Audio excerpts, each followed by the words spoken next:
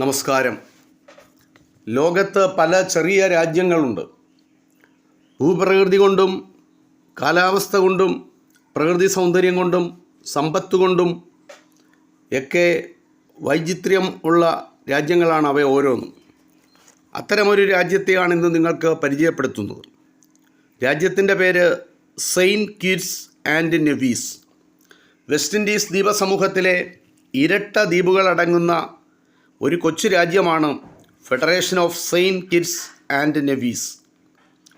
Caribbean കടലിലെ Leeward ദ്വീപസമൂഹത്തിൻ്റെ ഭാഗമാണ് ഈ രാജ്യം.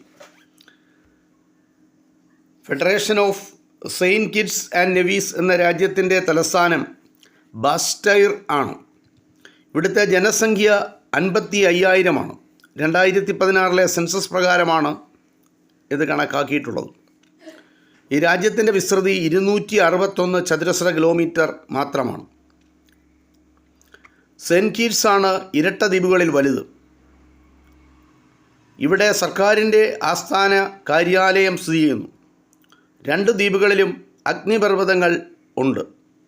കരീബിയൻ കടലിലെ ദ്വീപുകളിൽ സെയിൻറ്റ് കിറ്റ്സിലും നെവീസിലുമാണ് ബ്രിട്ടീഷുകാരും ഫ്രഞ്ചുകാരും ആദ്യമായി കോളനി സ്ഥാപിച്ചത്. ആദ്യകാലത്ത് ഫ്രഞ്ചുകാരാണ് അവിടെ കോളനി സ്ഥാപിച്ചത്. പിന്നീട് ബ്രിട്ടീഷുകാരും ഇവിടെ വന്ന് ഭരണം നടത്തി.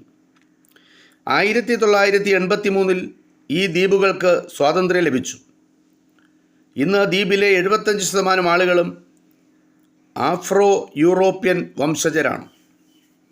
2007 ലോകകപ്പ് ക്രിക്കറ്റിന് സെയിൻറ്റ് കിറ്റ്സ് ദ്വീപ് വേദിയൊരുക്കിയിരുന്നു.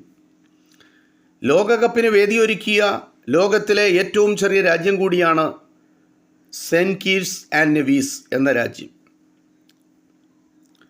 ചെറിയ രാജ്യമാണെങ്കിലും 2 അന്താരാഷ്ട്ര വിമാനത്താവളങ്ങൾ ഈ രാജ്യത്തുണ്ട്.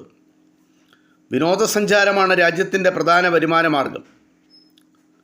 അതിനു കാരണം കടൽ തീരമുള്ള വിശാലമായ കടൽ തീരമുള്ള ഒരു കൊച്ചു രാജ്യമാണിത്.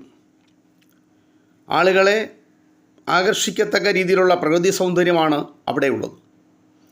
അതുകൊണ്ടാണ് വിനോദസഞ്ചാരികൾ ധാരാളം ഈ രാജ്യത്ത് എത്തിച്ചേരുന്നത്.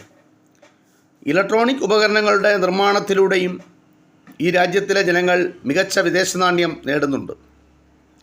മികച്ച നിക്ഷേപകർക്ക് പൗരത്വം നൽകി ഈ രാജ്യം അവരെ സ്വീകരിക്കുന്നു.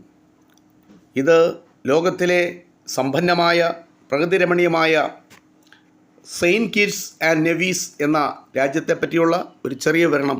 ഇത് ഇത്രമാത്രം. നന്ദി, നമസ്കാരം.